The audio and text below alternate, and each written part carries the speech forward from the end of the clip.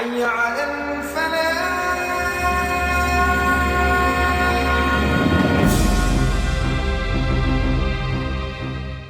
Warahmatullahi wabarakatuh. Bismillah, walhamdulillah, wassalatu wassalamu ala rasulillah wa ala alihi wa sahbihi wa mawala. Allahumma anfa'na bima 'allamtana wa 'allimna ma yanfa'una. Allahumma zidna ilma warzuqna fahma wa atina hikmah. Allahumma barik lana fi majlisina hada birahmatika ya arhamar rahimin. Walhamdulillahi rabbil alamin. Taqabbalallahu minna wa minkum fataqabbal ya karim. Kepada para alim ulama, para habaib, para kiai, para ustadz, para jamaah kaum muslimin dan muslimat rahimakumullah, dan juga sekaligus mulai pagi hari ini radio streaming FPI juga menayangkan video streaming. Jadi pengajian kita pagi hari ini juga bisa dilihat langsung, ada audio videonya, televisi FPI streaming, sehingga bisa diikuti oleh saudara-saudara kita dimanapun mereka berada. Mudah-mudahan kumpulnya kita pada pagi hari ini akan menjadi penyebab turunnya rahmat dan barakah. Amin ya rabbal alamin. Kita lanjutkan kajian kita tentang potret kehidupan para sahabat Nabi Muhammad sallallahu alaihi wasallam, di mana 6 orang sahabat sudah kita paparkan pada 2 pengajian yang lalu, dan kali ini insya Allah kita akan dapatkan lagi beberapa orang sahabat tercinta radhiyallahu anhum. Hanya kali ini berbeda dengan 2 pengajian yang lalu. Kali ini kita fokus kepada satu kejadian penting yang dialami oleh sahabat yang akan kita ceritakan. Makanya di sini kita tuliskan, di mana judul pada kesempatan pagi hari ini adalah Ajaibus Sahabah, yaitu keajaiban-keajaiban tingkah laku para sahabat yang membuat kita kagum, yang membuat kita malu pada diri kita sendiri, yang semestinya mendorong kita untuk bisa mensuri tauladani mereka insya Allah. Nah, yang di sini juga ingin kita ingatkan bagi mereka yang ingin mendalami lebih banyak tentang kehidupan para sahabat, di antara marajih yang kita gunakan pada pengajian kita, pertama adalah kitab Al-Isti'ab fi Asma'il Ashab, karangan Al-Imam Abu Umar Yusuf bin Abdul Bar An-Namri Al-Furtubi. Kemudian yang kedua yaitu kitab Usudul Ghabah fi Ma'rifatis Sahabah, karangan Al-Imam Abdul Hasan Ali bin Muhammad Al-Jazari Ibnul Athir. Sedangkan yang ketiga yaitu kitab Al-Isabah fi Tamyizis Sahabah, karangan Al-Imam Syihabuddin Ahmad bin Ali Ibn Hajar Al-Asqalani. Nah, di sana masih banyak kitab-kitab tarikh dan sejarah yang lainnya yang perlu untuk kita telaah agar kita lebih banyak mendapatkan informasi tentang kehidupan para sahabat Nabi alaihi salatu wassalam. Nah, hari ini yang pertama kali akan kita ceritakan sedikit saja satu cuplikan tentang sahabat Nabi dari kalangan Ansar yang bernama Ubay ibn Ka'ab al-Ansari radhiyallahu ta'ala anhu. Ubay ibn Ka'ab al-Ansari nama lengkapnya adalah Abu Tufail Ubay ibn Ka'ab ibn Qais ibn Ubaid ibn Zaid An-Najjar. Beliau dari Bani Najjar, salah satu penduduk asli daripada kota Madinah, dan beliau termasuk golongan orang Ansar. Beliau ini dikenal dengan julukan Sahibul Hummah, artinya orang yang selalu meriang, demam badannya. Ada apa dengan julukan ini, saudara? Ada cerita khusus bagi yang bersangkutan. Mari kita telaah dan mari kita ambil hikmahnya. Di mana Ubay bin Ka'ab radhiyallahu taala anhu pernah suatu ketika bertanya kepada Nabi kita Sayyiduna Muhammad sallallahu alaihi wasallam, di mana beliau mengatakan, ya Rasulullah, ma jazaa'ul humma? Wahai Rasulullah, apakah ganjaran daripada sakit meriang? Jadi kalau ada orang Islam meriang, demam badannya, apa sih ganjarannya dari Allah Subhanahu wa ta'ala? Apa jawab Nabi alaihi salatu wassalam? Tujzi'ul hasanati ala sahibiha mahtala alaihi qadamun aw daraba alaihi irqun. Jadi kata Nabi alaihi salatu wassalam, meriang yang diderita oleh seorang muslim tersebut akan melahirkan kebajikan-kebajikan, aneka ragam ganjaran pahala bagi yang mengalaminya selama hayat masih dikandung badan, kaki masih bergerak, keringat masih bercucuran, sudah ada. Itu jawab Nabi. Ternyata seorang muslim kalau terkena meriang, saudara, ada ganjaran tersendiri dari Allah Subhanahu wa ta'ala, dengan syarat kalau dia menerimanya dengan ridha dan sabar, bukan dengan keluh kesah. Nah, kemudian apa setelah mendengar itu? Ubay bin Ka'ab radhiyallahu taala anhu langsung mengangkat tangan berdoa kepada Allah. Bunyi doanya, Allahumma inni as'aluka humma. Ya Allah, aku mohon kepada Engkau meriang. Dia minta meriang, saudara. Tapi bukan meriang sembarang meriang. Beliau minta meriang yang bagaimana? Meriang yang la tamna'uni khurujan fi sabilik. Aku minta kepada Engkau meriang, ya Allah, tapi meriang yang tidak menghalangiku untuk jihad di jalanmu. Wala khurujan ila baitik, dan juga meriang yang tidak menghalangiku untuk ke rumahmu, untuk ibadah. Wala masjidan nabi, meriang yang juga tidak menghalangiku untuk mendatangi masjid nabimu. Itu bunyi doanya, saudara. Dia minta Allah meriang. Yang penting itu meriang tidak menghalangi dia untuk jihad, tidak menghalangi dia datang ke Baitullahil Haram di Makkah, rumah Allah, dan tidak menghalangi dia untuk ke masjid Nabi. Itu yang dia minta. Lalu apa yang terjadi? Diriwayatkan, saudara, falam yumsi Ubayyun qad illa wa bihi umma. Tidaklah Ubay ini hidup setiap hari, tidaklah beliau itu menyambut siang hari dalam kehidupannya, kecuali setiap hari dia meriang, saudara. Subhanallah. Jadi tiap hari dia meriang, sampai dia wafat dia meriang, saudara. Enggak baik-baik meriangnya. Tapi walaupun dia meriang, tetap dia jihad, tetap dia ke masjid, tetap dia menunaikan ibadah haji, tetap dia melakukan ibadah sesuai dengan doanya kepada Allah Subhanahu wa ta'ala. Subhanallah. Kira-kira yang hadir di sini ada yang berani berdoa minta penyakit? Ini namanya berdoa minta penyakit ini, saudara. Subhanallah. Ini satu cuplikan saja sengaja ingin saya sampaikan. Lihat, saudara, kenapa Ubay meminta penyakit tersebut? Bukan karena faktor penyakitnya, tapi karena ganjaran yang dijanjikan oleh Allah dan Rasulnya. Seorang muslim tidak akan pernah kenyang daripada kebaikan, tidak akan pernah kenyang merasa untuk mendapatkan ganjaran dari Allah, hatta yakuna muntahahul jannah, kecuali penghabisannya adalah surga. Jadi apa saja yang bisa mendatangkan ganjaran, para sahabat Nabi berlomba.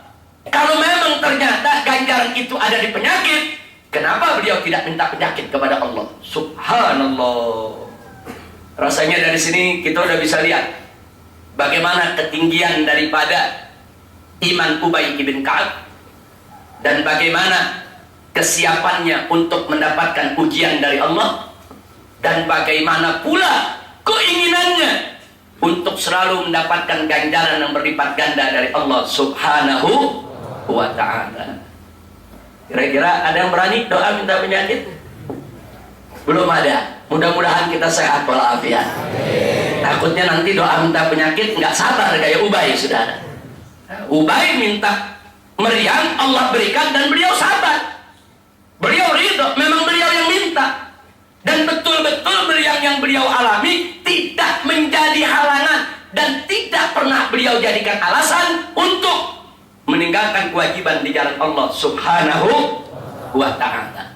Inilah salah satu potret kehidupan Ubay bin Ka'ab radhiyallahu ta'ala anhu. Alhamdulillahi rabbil alamin. Dan sekarang sahabat yang kedua, cuplikan juga ingin saya sampaikan. Kalau barusan Ubay dari kalangan Ansar, kali ini seorang sahabat dari kalangan Muhajirin, yaitu Al-Miqdad Ibnul Aswad radhiyallahu ta'ala anhu. Siapa ini Al-Miqdad Ibnul Aswad? Nama lengkapnya Al-Miqdad Ibn Amr Ibn Tha'labah Ibn Malik Ibnul Qudai Al-Kindi. Beliau termasuk kalangan yang mustad'afin, kalangan yang lemah pada awalnya, sehingga beliau pada awal-awal hijrah para sahabat tidak mendapatkan kesempatan untuk hijrah. Karena memang beliau pada saat hidup di kota Makkah dikekang betul oleh majikannya, diintimidasi, dijaga betul, sehingga sulit untuk hijrah meninggalkan kota Makkah. Walaupun pada akhirnya beliau dapatkan kesempatan tersebut. Al-Miqdad Ibnul Aswad, inilah yang disebut oleh Nabi sebagai ahadu nujaba'in Nabi sallallahu alaihi wasallam. Salah seorang pendamping Nabi yang cerdas, yang pintar, yang dipercaya. Jadi kalau kita buka kitab Al-Isti'ab, di sini disebutkan oleh Nabi alaihi salatu wassalam, di mana beliau mengatakan, innahu lam yakun nabiyyun illa u'tiya sab'atu nujaba wa wuzara wa rufaqa. Kata Nabi, tidaklah seorang nabi itu kecuali diberikan oleh Allah 7 orang pendamping. 7 orang pendamping yang cerdas dan bisa dipercaya sebagai wuzara'nya, sebagai menterinya. Kemudian Nabi mengatakan, wa inni u'titu arba'at asyar. Tapi khusus untuk aku, Allah berikan 14 pendamping yang cerdas, yang dipercaya, yang begitu bagus. Setiap Nabi dapat cuma 7, tapi Nabi kita dapat 14. Siapa saja? Nabi menyebutkan Hamzah, wa Ja'far, wa Abu Bakar, wa Umar, wa Ali, wa Hasan, wa Husain, wa Abdullah ibn Mas'ud, wa Salman, wa Ammar, wa Hudzaifah, wa Abu Dzar, wal Miqdad, wa Bilal. Ternyata Al-Miqdad masuk salah satu dari 14 yang disebut oleh Nabi kita Sayyiduna Muhammad sallallahu alaihi wasallam. Nah, cuplikan apa yang ingin kita sampaikan pada pagi hari ini berkenaan dengan Miqdad? Mari kita lihat, saudara, satu cuplikan saja, yaitu tentang mauqiful Miqdad min jihadin Nabi sallallahu alaihi wasallam, tentang bagaimana sikap dan respon Al-Miqdad terhadap ajakan jihad Nabi kita Muhammad sallallahu alaihi wasallam. Kali ini yang bercerita tokoh kita yang kita ceritakan pada minggu lalu, yaitu Sayyidina Abdullah ibn Mas'ud radhiyallahu ta'ala anhu. Abdullah ibn Mas'ud bercerita, apa kata beliau?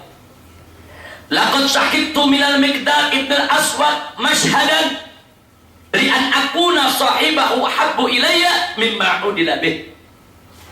Jadi kata Abdullah ibn Mas'ud, aku telah menyaksikan satu kejadian yang dialami oleh Al-Miqdad ibn al-Aswad. Andai kata aku yang melakukannya, niscaya aku lebih suka dibandingkan daripada amal-amal sepertinya yang lainnya, saudara. Kalau ada amal-amal lain yang seimbang dengan itu, aku lebih suka. kalau aku bisa melakukan apa yang dilakukan oleh Al-Miqdad ketika itu. Apa yang terjadi? Mari kita lihat.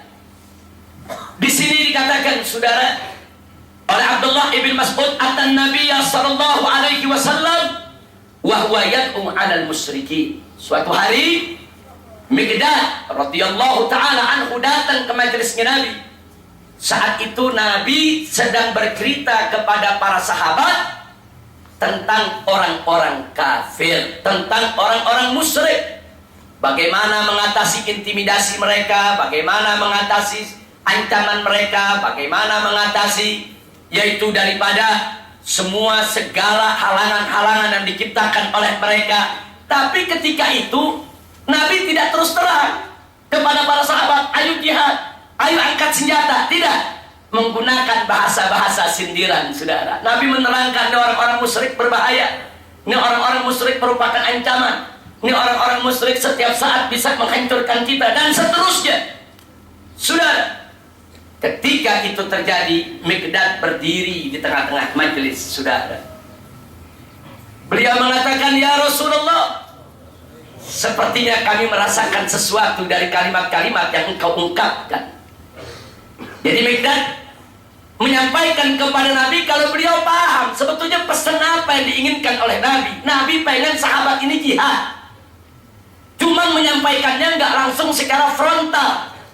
Menyampaikannya dengan bahasa-bahasa yang halus, bahasa-bahasa sindiran.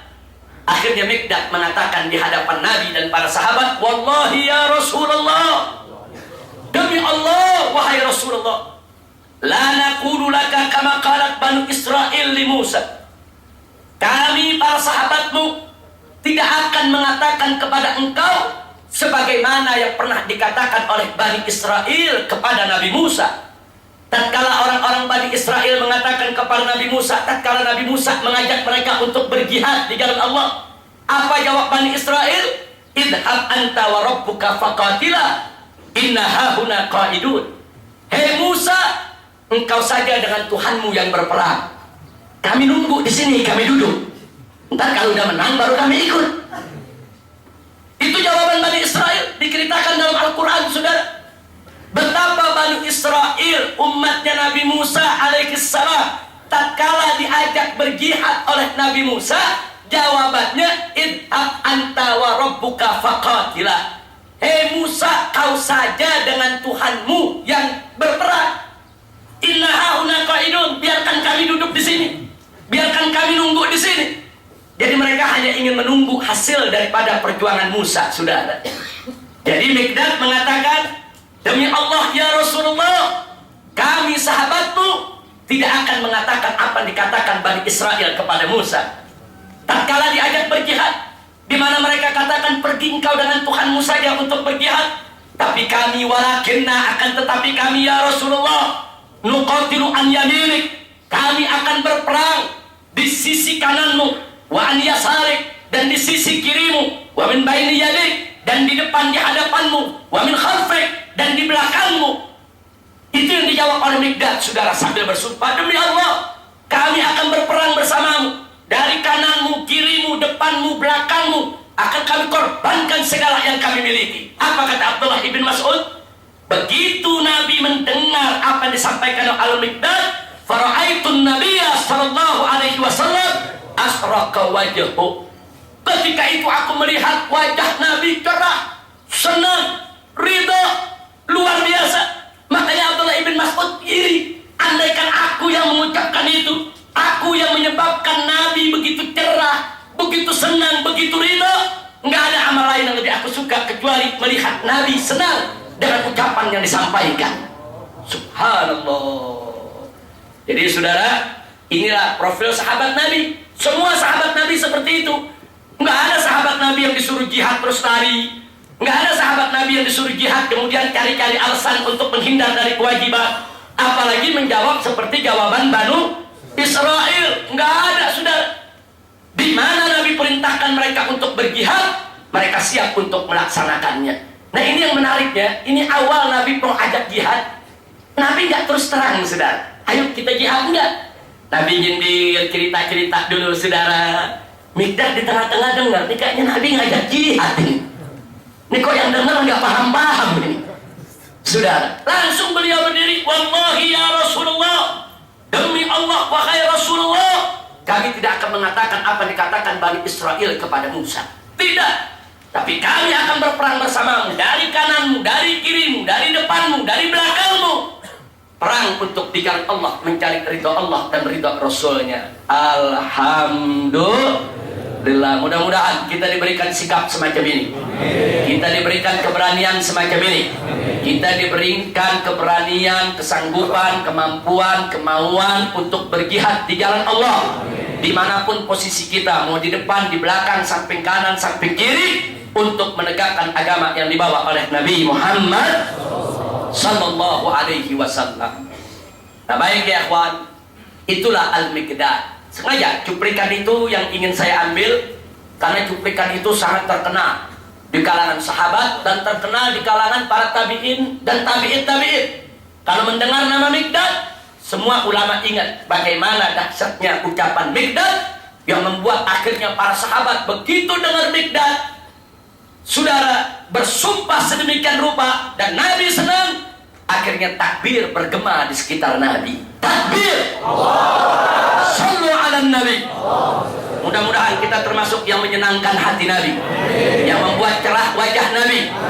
Bagaimana cara membuat senang Nabi, cerah wajah Nabi? Seperti apa yang dilakukan oleh Miqdad, di mana kita siap untuk mengorbankan apa saja yang kita miliki untuk menegakkan Islam yang dibawa oleh Nabi Muhammad sallallahu alaihi wasallam. Baik, kali ini kita kembali ke seorang Ansor. Tadi pertama Ansor, kedua Muhajir, sekarang Ansor lagi. Siapa yang ketiga? Umar ibnul Humam al-Ansari.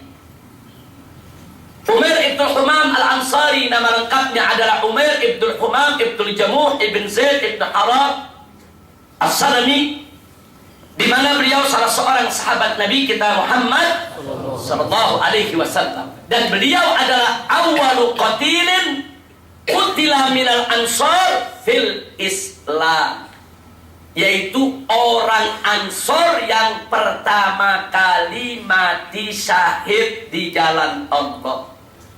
Orangnya masih muda, saudara, anak muda yang pertama kali mati syahid dari kalangan Al-Ansor, yaitu yang senantiasa membela Nabi kita Muhammad sallallahu alaihi wasallam. Mari kita lihat bagaimana beliau ini syahidnya, bagaimana beliau itu terbunuh sebagai seorang syahid di hadapan Nabi kita Sayyiduna Muhammad sallallahu alaihi wasallam. Kejadian itu kejadiannya di perang Badar.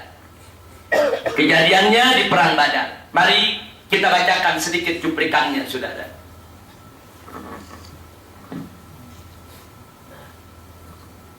Di mana diceritakan tentang istishhad Umar ibn Humam radhiyallahu taala anhu fi Badar.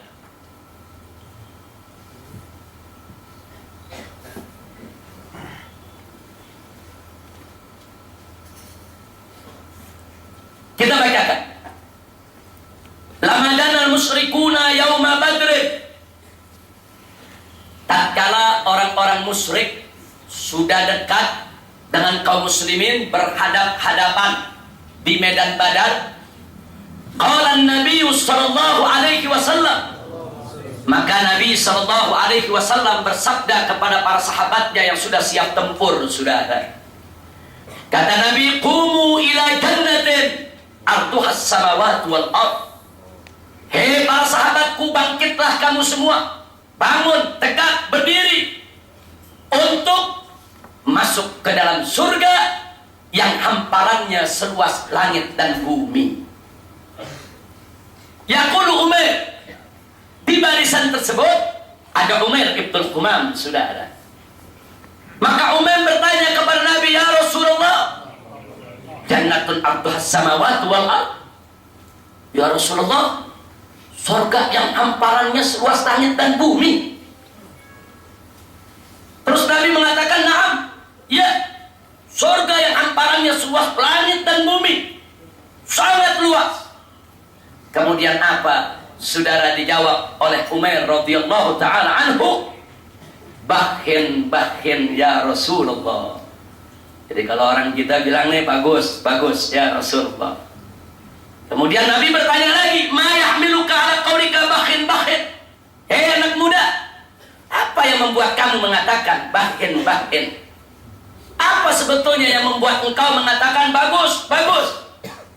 Apa dijawab oleh Umar? La wallahi ya Rasulullah, tidak ada apa-apa ya Rasulullah. Demi Allah, wahai Rasulullah, tidak ada apa-apa illa raja'a an akuna min ahliha, kecuali aku hanya berharap semoga aku termasuk penghuninya. Nabi langsung jawab saat itu, saudara. Apa kata Nabi? Fa innaka min ahliha, engkau ya Umar termasuk daripada penghuni sorga. Subhanallah. Kalau udah Nabi yang kasih tahu begitu, saudara, itu berita udah gak ada bohongnya. Kalau Nabi yang udah kasih tahu begitu, saudara, Umar ini pasti akan menjadi ahli surga. Karena Allah nyatakan dalam Al-Quran, wa ma yantiqu anil hawa in huwa illa wahyu yuha. Dari mana Nabi tahu Umar akan masuk surga? Karena beliau seorang Nabi, mendapat wahyu dari Allah. Allah yang mengetahui segala kegaiban, dan Allah yang memberikan tahu Nabi kita Muhammad sallallahu alaihi wasallam. Nah, setelah Nabi mengatakan begitu, senang hati Umar, sudah senang hatinya. Dia lihatin orang-orang kafir, sudah. Dia ada di barisan kaum muslimin. Dia ambil satu bungkus, satu kantong kecil, di dalamnya ada beberapa biji korma, saudara. Fa akhraja Umar tamaratin min kirbatin. Umar ambil beberapa butir korma, dia makan, saudara. Dia makan sambil nunggu komando, sambil lihat musuh, saudara, di depan. Nah, kemudian apa dikatakan? Begitu dia sedang makan, faja'ala ya'kulu minhunna, sementara dia baru makan itu korma. Tsumma qala, kemudian Umar berkata, la in ana huyitu hatta akula thamarati hadhihi innaha la hayatun tawilah. Ini tangannya masih makan korma. Nabi udah janjiin masuk surga. Kalau ana makan korma dulu nih, semua sampai habis, kelamaan masuk surga. Dia bilang la hayatun tawilah. Ini satu hidup yang terlalu panjang. Surga udah di depan, Nabi udah janjiin masuk surga. Makan korma dulu, kelamaan, kepanjangan di hidup. Lalu apa yang terjadi? Dia buang itu korma, dia hentakkan dia punya kuda, dia terjang sendirian, sudah. Dia nggak menunggu lama-lama masuk surga. Dia terjang sendirian ke tengah-tengah musuh. Belum sampai di musuh, saudara, puluhan anak panah menyambut dia. Dia tidak peduli. Nabi terkejut, sahabat semua yang ada terkejut. Kata Nabi, siapa itu yang menerjang sendirian? Akhirnya sahabat menjawab, innahu Umar ya Rasulullah. Dia adalah Umar ya Rasulullah, yang barusan bertanya kepada engkau. Akhirnya Nabi menjawab, laqad wajabat. Dia sudah dapat apa yang dia mau. Masya Allah. Coba lihat, saudara. Makan korma kelamaan mau masuk surga, saudara. Nabi udah janjiin, engkau masuk surga. Terus mau makan korma dulu mau ngapain? Kalau Nabi udah janjiin masuk surga, tergang aja udah pintu surga di depan. Subhanallah walhamdulillah wa la ilaha illallah wallahu akbar. Inilah keberanian pemuda di zaman Nabi, saudara. Inilah makanya sering kita katakan para sahabat Nabi dulu di zaman Nabi bukan berani mati, berebut mati. Bukan berani mati, saudara, mereka berebut mati, berebut masuk surga, berebut mendapatkan ridho Allah dan Rasulnya. Saking berebutnya mereka nggak mau tunda-tunda. Apalagi telah mendapatkan janji dari Allah dan Rasulnya untuk masuk surga Allah, mereka lepaskan semua kesenangan duniawiyah. Mereka tidak peduli dengan kesenangan duniawiyah. Yang penting mereka masuk surganya. Mudah-mudahan kita termasuk orang yang macam ini. Amin ya rabbal alamin. Nah, masih ada beberapa sahabat yang akan kita ceritakan. Kita baca dulu 2 pasal, saudara. Maulaya salli wa sallim ala nabi. Allahumma salli wa sallim wa barik alaihi wa ala alihi wa sahbihi. Bismillah walhamdulillah wassalatu wassalamu ala Rasulillah wa ala alihi wa sahbihi wa mawala. Baik ya kawan, kita lanjutkan tokoh kita yang keempat pada pagi hari ini, yaitu lagi-lagi seorang dari kalangan Ansor yang bernama Thabit bin Qais radhiyallahu taala anhu. Thabit bin Qais ini dari kalangan Khazraj, salah satu penduduk asli daripada kota Madinah. Julukan yang beliau dapat adalah Khatibu Rasulullah sallallahu alaihi wasallam. Thabit ibn Qais ini terkenal suaranya lantang, bahasa Arabnya fasih, cara bicaranya bagus betul. Sampai-sampai beliau sering dijadikan sebagai juru bicara Nabi kita Muhammad sallallahu alaihi wasallam. Jadi kalau di sana ada Hasan bin Thabit radhiyallahu taala anhu yang disebut syairul Rasulullah, penyairnya Rasulullah, di sana juga ada Thabit ibn Qais yang disebut khatibur Rasulullah, penceramahnya Rasulullah sallallahu alaihi wasallam. Nah, kemudian saudara, ada satu catatan yang perlu kita nukilkan di sini, bahwa suatu ketika Thabit ibn Qais radhiyallahu taala anhu yang selama ini selalu duduk di samping Nabi, duduk di majelis Nabi, tidak jauh dari Nabi, karena kalau dalam beberapa event ada sambutan-sambutan beliau yang diperintah oleh Nabi, karena kebagusan bahasanya, kelantangan daripada suaranya yang luar biasa. Suatu waktu beliau hilang dari majelis Nabi Muhammad sallallahu alaihi wasallam. Beliau tidak hadir. Sehari, 2 hari, 3 hari, beberapa kali tidak hadir. Nabi tanyakan kepada sahabat, "Man ya'tini bihi? Man ya'tini bi khabari?" Siapa yang bisa menyampaikan kepadaku tentang kabar daripada Thabit ibn Qais? Kemana dia hilang? Ternyata setelah dicari, saudara, hilangnya dia berkenaan dengan turunnya wahyu Allah kepada Nabi alaihi salatu wassalam dalam surat Al-Hujurat ayat 2, di mana Allah menyatakan, faqala ta'ala, ya ayyuhalladzina amanu la tarfa'u aswatakum fawqa sautin nabi. Hei orang-orang yang beriman, jangan sekali-kali kamu meninggikan atau mengangkat daripada suara kamu sekalian di atas suara Nabi Muhammad sallallahu alaihi wasallam. Dalam ayat ini ada ancaman. Barang siapa yang mengangkat suaranya di atas suara Nabi lebih keras daripada suara Nabi, maka amalnya akan dibatalkan oleh Allah dan dia akan masuk neraka jahanam. Begitu ayat ini turun, Thabit ibn Qais nggak berani lagi datang ke majelis Nabi, saudara. Karena begitu ayat ini turun, beliau pulang ke rumah, nggak boleh suara lebih keras dari suara Nabi. Selama ini suaranya paling keras. Kalau Nabi udah suruh bicara, suaranya kan paling lantang, suaranya keras, sudah.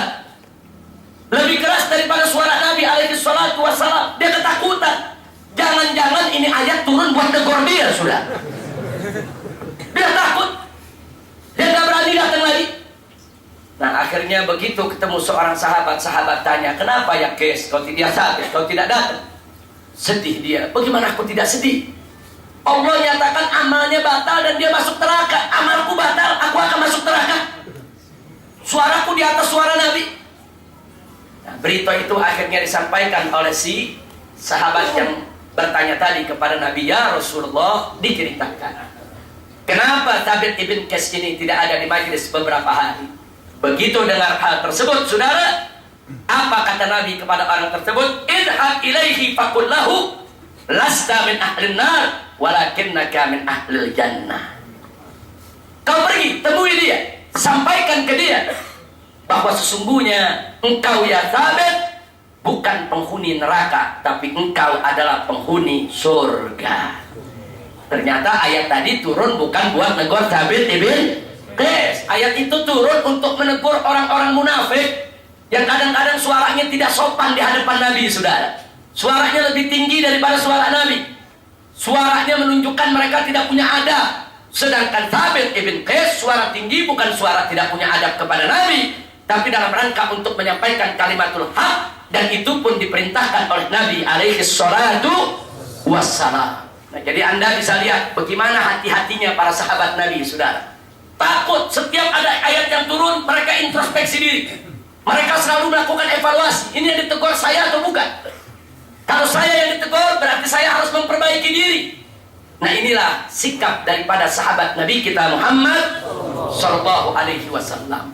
Nah, Thabit ibn Qais bukan hanya sikapnya yang sedemikian rupa, wara', takut kepada Allah, takut menyakiti Nabi, takut kurang ajar kepada Nabi sallallahu alaihi wasallam, tapi juga pengorbanannya untuk Islam, saudara, tidak diragukan lagi. Salah satu cuplikan kisahnya saya ingin sampaikan pada kesempatan pagi hari ini, yaitu tatkala perang terjadi antara kaum muslimin melawan pasukan Musailamah Al-Kadzdzab. Begitu terjadi pertempuran yang dahsyat, saudara, karena Thabit amiran li jundil ansar fi ma'rakatil Yamamah. Ketika itu Thabit ibn Qais diangkat oleh Khalid bin Walid sebagai komandan pasukan Ansor, saudara. Jadi Ansor ada komandannya, Muhajirin juga ada komandannya. Beliau menjadi komandan pasukan Ansor. Falamma stadatil harb, begitu perang berkecamuk hebat, wara'a min tadahdu'il muslimin. Dan ketika itu, saudara, Thabit melihat bagaimana pasukan kaum muslimin mulai porak-poranda, bagaimana yang mulai melangkah mundur, bagaimana yang mulai ada dalam ketakutan, saudara. Lalu apa beliau katakan? Faqala, beliau langsung berdiri mengatakan, ya ma'syaral muslimin, ma hakadha kunna nuqatilu ma'a Rasulillah. Hei kaum muslimin, bukan begini dulu cara kita berperang bersama Rasulullah. Bukan begini. Enggak boleh kita mundur, enggak boleh kita tinggalkan medan juang ini, tidak boleh kita takut, jangan dibuat porak-poranda oleh musuh. Bukan begini cara perang kita, yaitu menghadapi musuh-musuh ini. Lalu apa yang dilakukan oleh Thabit ibn Qais, saudara? Begitu berhadapan dengan musuh, siap tempur lagi untuk membangkitkan semangat pasukannya. Fatahan mata Thabit. Thabit ambil bidara, daun bidara, dan beberapa wangian lain, dipakein badannya. Jadi badannya wangi seperti jenazah baru dimandiin, saudara.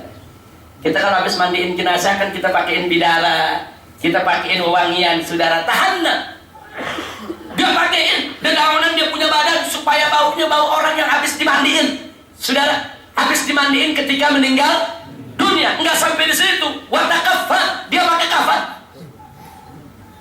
Udah dia berikan daun bidara, dia pakai kafan. Enggak sampai di situ, di tempat dia berpijak, wa hafara li nafsihi khufratan fil ard, dia gali lubang, saudara, setinggi daripada lututnya. Begitu dia gali lubang, saudara, fayanzilu fiha, dia masuk ke dalam lubang tersebut, ila nisfi saqaihi, itu dia masukkan sampai batas daripada betisnya tadi. Untuk apa? Wa yabqa thabitan fi mawqifi. Jadi dia masuk ke dalam lubang, dia tanam, dia punya kaki, saudara, di dalam lubang supaya dia nggak bisa lari. Jadi kalau musuh datang, apapun yang terjadi, dia punya kaki sudah ditanam dalam tanah. Dia tidak mau lari, itu ditunjukkan di depan daripada semua pasukannya. Setelah itu dia diri tegak. Begitu musuh yang jumlahnya hampir 40.000 pasukan Musailamah Al-Kadzdzab menyerbu, dia tidak bergeming, dia tidak bergerak, dia biarkan dirinya apapun yang terjadi. Dan akhirnya beliau mati syahid di lubang tersebut, sudah. Subhanallah. Jadi anda bisa lihat bagaimana orang model Thabit ibn Qais, supaya dirinya nggak lari, saudara, kakinya dia tanam dalam tanah supaya nggak lari. Kalau dia ditanam kan nggak bisa lari, saudara. Apapun yang datang, musuh menyerang, dia harus hadapi walaupun dia harus mati. Dan ternyata apa yang dilakukan ini mampu membangkitkan semangat orang-orang Ansor, dan orang-orang Ansor akhirnya tergerak. Mereka memukul mundur daripada pasukan Musailamah sampai pasukan Musailamah Al-Kadzdzab masuk ke dalam bentengnya dan menutup pintu benteng karena tidak mampu menghadapi kegagahan dan keberanian daripada orang-orang kaum muslimin, baik dari Muhajirin dan Ansor. Alhamdulillah. Nah, kemarin kita sudah cerita bagaimana pintu itu terbuka, yaitu oleh Al-Barra ibn Malik radhiyallahu taala anhu. Nah, ketika itu, saudara, Thabit ibn Qais tidak sendiri. Yang menemani beliau di samping beliau sampai mati sakit bersama beliau, saudara, yaitu Zaid ibn Khattab, adik daripada Sayyidina Umar ibn Khattab radhiyallahu taala anhu. Begitu juga Salim maula Abi Hudzaifah, Beliau juga seorang sahabat Nabi daripada penghafal Al-Quran yang juga ikut akhirnya mati syahid bersama Thabit ibn Qais dalam perang Yamamah. Alhamdulillahirabbil alamin. Kira-kira kalau pasukan zaman sekarang bagaimana sudah? Mau perang nyiapin tempat lari dulu. Ini kira-kira kalau peluru habis ada tempat lari kan? Orang sekarang kan kebanyakan nyiapin tempat lari, saudara. Ini enggak nyiapin tempat lari. Dia tanam, dia punya kaki supaya tidak bergerak, supaya tidak bisa lari, supaya apapun yang terjadi dia tidak bergeming, tetap menghadapi musuh. Inilah salah satu bentuk potret kehidupan sahabat Nabi yang berjuang mengorbankan harta benda sekaligus nyawanya untuk Allah dan Rasulnya. Alhamdulillahirabbil alamin. Baik, itu barusan kita lihat potret kehidupan daripada Thabit ibn Qais radhiyallahu taala anhu.